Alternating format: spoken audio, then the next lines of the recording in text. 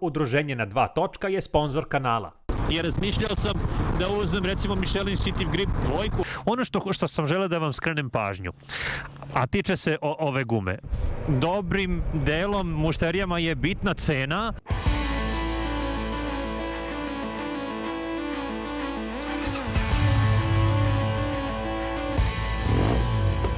Novi partner udruženja je Pobeda Auto, registracija i tehnički pregled Futog.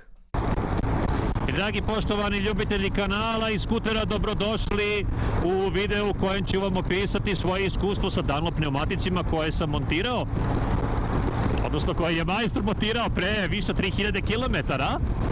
Pretpostavljam da ste videli tu priču na ovom YouTube kanalu, ako niste bacite pogled. Dunlop sam birao isključivo zbog toga jer sam pretpostavljao i znao da ću ove 2025. godine više vremena provesti na putu u nekim touring varijantama, a jedan od glavnih razloga je moj odlazak u Bitolj, odnosno u Makedoniju, na onu recenziju 368K modela gde sam u jednom danu prešao između 1200 i 1300 km, pardon, u 2 dana, da ne bude da sam napravio lapsus. U to vreme centar leta bila je prosečna temperatura negde između 35 i 40 stepeni. Prosečna moja kruzirajuća brzina bila je kao i sad, oko 130 km na čas. I u tim trenucima i tim momentima zadnja guma grejala se do nekih 85, 6, 7 stepeni, dok je prednja držala temperaturu na nekih 55. U tim trenucima nisam osetio nikakvo podrhtavanje pneumatika, nikakvu nelagodu ili bilo šta drugo. Svakako da se pritisak u gumama blago povećao usled opterećenja, usled toplote, usled brzine, ali to nije bilo neko drastično povećanje. Tako da sam sastav Scoot Smart ovih pneumatika je onako pomalo i tvrđi, što smatram da mi je dobro došlo na toj deonici, kao i na ovoj, kao i na prethodnim. Jer razmišljao sam da uzmem recimo Michelin City Grip dvojku, obzirom na to da većinu svog vremena provodim u gradskoj vožnji, ali imajući u vidu to da je Michelin onako malo mekša varijanta pneumatika, siguran sam da bi se brže potrošio nego recimo Dunlop, pogotovo u ovim uslovima vožnje, gde se prolaze malo veće kilometraže, po malo veće temperaturi, tako da sam se ja odlučio i iz tog razloga za Dunlop, a pored toga i što je DUM partner udruženja na dva točka i svima nama daruje 20% popusta na izbor pneumatika.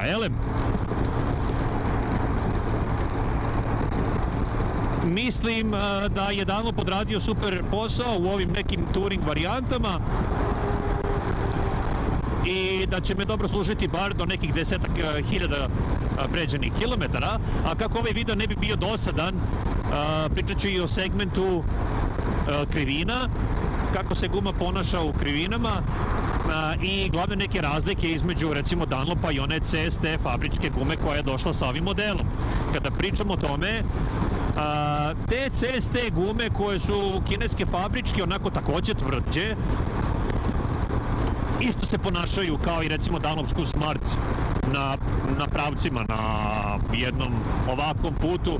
Možda je i malo nerealno očekivati i tražiti neku razliku u putovanju samo pravo, ali potrošnja goriva je relativno ista, nije bilo podrhtavanja u vožnji kada sam pre toga sa tim CST gumama išao negde daleko, tako da što se tiče toga nema prevelike razlike. Razlika je svakako očigledna u krivinama, pod nekim većim brzinama i oni malo sporijim.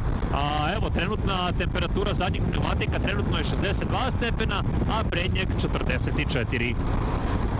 Da sumiram, Dunlop se dobro pokazao na dužim relacijama, na putovanjima. Za sada nemam nikakvih zamerki, a kako bi ovaj video bio malo bogatiji, skrenut ću pažnju na Dunlop gumu u ponašanjima na mokrom kolovozu, na malo nižim temperaturama koje smo imali prilike da vidimo i ovog leta.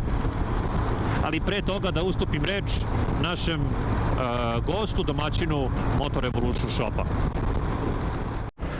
Nažalost, naše kolege iz Motor Revolution Shopa su bile prezauzete poslom, verovali ili ne, tako da bit ćemo uskraćeni za njihovo mišljenje, ali ono što sam, ajde da kažem, nagrubo čuo, a to je da ima dosta mušterija koje dolaze u radnju i koji traže najjeftiniju moguću gumu, bez obzira na to u kakvim vremenskim uslovima se radi. Dakle, dobrim delom mušterijama je bitna cena i da za što jeftiniju gumu oni dobiju najjeftinije sebi prevozno sredstvo i mogućnost da se voze, što ja svakako smatram da je najgora moguća varijanta. Sad, ono što je rekao čovjek u radnji, a to je da gumu uglavnom treba birati po tome prema nameni i prema snazi motora, od toga treba krenuti, a takođe treba imati u obzir u kakvim vremenskim uslovima će se ta guma eksploatisati i najverovatnije da će to odlučiti vrstu gume koje će neko izabrati. Evo recimo, da se vratim na priču u vezi Dunlopa, poredio sam onu fabričku gumu sa ovom Dunlopovom, gde na pravcu i na krstarećim brzinama nisam osetio velike razlike. Najveću razliku osetio sam upravo u krivinama, a to je sledeće. Jednostavno, kada sam stavio Dunlop, ta guma je meni dala malo više samopouzdanja da napravi malo veći nagib u skretanju. Na primer, u ovakvim nekim situacijama imao sam osjećaj da ta guma može još da ide i to bez problema. Mislim, može i ova kineska, ali da li bi izdržala i koliko dugo bi trajala i kako bi trenje bilo, to je dobro pitanje. U svakom slučaju, najveću blagodet ove gume osetio sam upravo u tim zavojima, gde je maltene sam zavoj meni diktirao ugao nagiba, govoreći hajde, možeš ti to, samo još malo, samo uživaj, neće ništa da se desi. Tako da to je prva stvar. Druga stvar gde sam osetio blagodeti ove gume, a to je kočenje. Zaustavni put je... Sad, ne mogu da kažem da je drastično smanjen, ali definitivno ima razlike u kočenju i jednostavno u osjećaju motora kada on koči. Pa makar i sa ABS-om. Imao sam osjećaj da sa onim fabričkim gumama meni ABS na neki način i proklizava i bez obzira na to što je on aktiviran, pa pogotovo prednja guma hoće da ide napred i nekako ne zabada me, dok sa Dunlopom to nije bio slučaj. Imao sam bolju reakciju na kočenje, što je meni opet ulilo određenu dozu samopouzdanja da ostanem sa tom gumom. Što se tiče vožnje po kiši, imao sam prilike da je vozim i po pljusku, odnosno da vozim ovaj motor, odnosno gumu i po pljusku. I ajde da odmah budem otvoren, ja sam veoma pasivan vozač, što se kaže, ne napadam krivine, ne napadam gas i po najvećem pljusku koji me zahvatio u Beogradu, ja spuštam gas do te mere da samo želim da ostanem na 2 točka. Sa onom fabričkom CST gumom imao sam prilike da klizam u određenim situacijama, pogotovo kada sam prešao 6000 km sa njom. Sa ovom gumom nisam imao prilike da klizam, ali opet moram da vam skrenem pažnju na to da sam uvijek nežan na gasu kada je kiša u pitanju i da nisam pokušao da pronađem koja je to granica nekog prijanjanja u tim uslovima. Dakle, ogradit ću se. Nisam imao klizanja, nisam imao neprijatnih iskustava, vozio sam vrlo pažljivo i nisam jedan od onih koji žele da testiraju granica mogućnosti guma, pogotovo u kišnim uslovima. Svakako da iskustva kolega govore da je Michelin City Grip 2 jedna od najboljih guma za mokro, za kišu, generalno i zbog sastava, odnosno zbog te mekoće gume i zbog onih šara i rupica koje ima sa strane. Tako da ja neću to da demantujem. Po samoj logici ja bih se složio da je Michelin City Grip 2 za tu svrhu možda i bolji nego ovaj Scoot Smart za onog koji vozi i preko zime i koji je malo oštriji na gasu i koji jednostavno traži od svog skutera neki maksimum i u gradskim uslovima. Pa da ne napravim klasifikaciju neku, možda su to dostavljači ili jednostavno neko ko je aktivniji, odnosno i malo agresivniji na gasu nego što sam to ja. Ali hajde da to ostavimo sa strane. Evo, dok se spuštamo niz Tresibobu, idemo za Knjaževac. Jedan moj kratak izlet i jedan deo dana da se ja malo odmorim i rasteretim. Sad ćemo da pogledamo šare na ovoj gumi. Da vidimo o čemu se tu radi. Opet skrenut ću pažnju svima vama. Nisam neko ko obara motor, ko traži od motora da vozi GP i tako dalje. Jednostavno sam korisnik koji voli da uživa u vožnji i tu i tamo da se lepo provede, kao što je to slučaj bio sada. Ajmo da vidimo prvenstveno tu zadnju gumu. Pretpostavljam da lepo može da se vidi trenutno stanje i hajde da kažem, ta granica do koje sam išao tokom ovog puta. Dakle, evo može čisto da se vidi da to nije velika granica. Nije velika granica, a ovako izgleda, eto, guma posle ovih, koliko sada već, 3.500 km, možda čak i malo jače. Dakle, u dobrom je stanju, u korektnom je stanju i dalje su tu kramponi. Tako da, nema se tu mnogo šta zameriti. Ono što sam želeo da vam skrenem pažnju, a tiče se ove gume. Ova guma može da podnese i veliko opterećenje. Na Smart Moto treningu koje je ekipa na 2 točka imala pre izvesnog vremena, ne znam kad ću ovaj video objaviti, učili smo granice obaranja samog skutera. Dakle,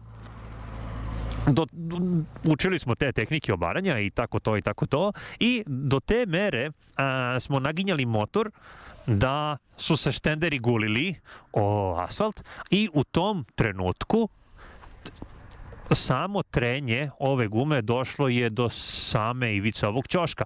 Sad, ne znam da li može da se vidi. Ovde se vidi brownkasto, a ovde je već crno. Možda je i ostalo od tog momenta malo, ali u svakom slučaju ne želim da se hvalim niti bilo što da demonstriram, da dokazujem.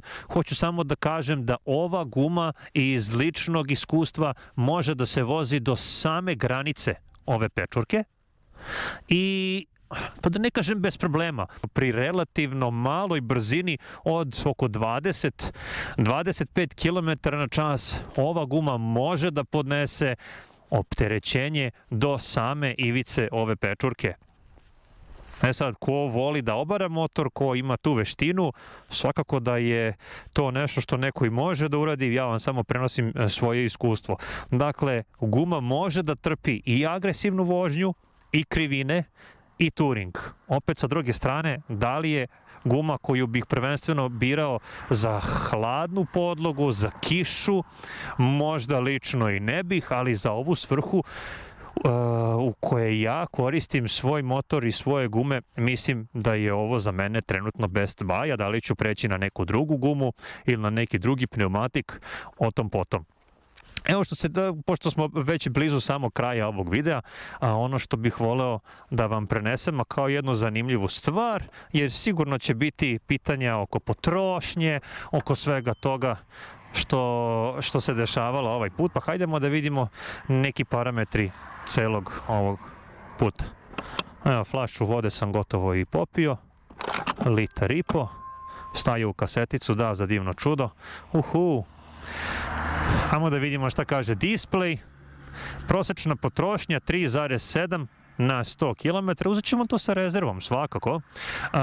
Ostalo mi je, još nekih 160 km autonomije. Prešao sam ukupno 302 km.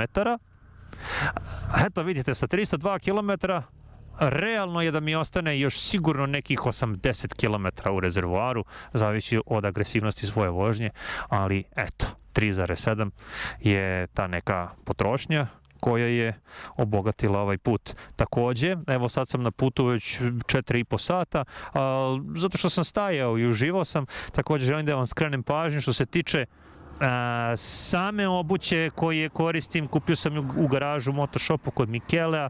U početku sam imao malo problema da se naviknem, ali kako se cipela opuštala, tako sam ja došao do tog momenta da mogu da u njoj šetam cijeli dan, a da me ništa ne žulja. Svakako da treba da se skine, da diše ta noga, pogotovo sa ovom Gore-Tex membranom, ali u svakom slučaju zadovoljan sam cipelom i to je za sada to.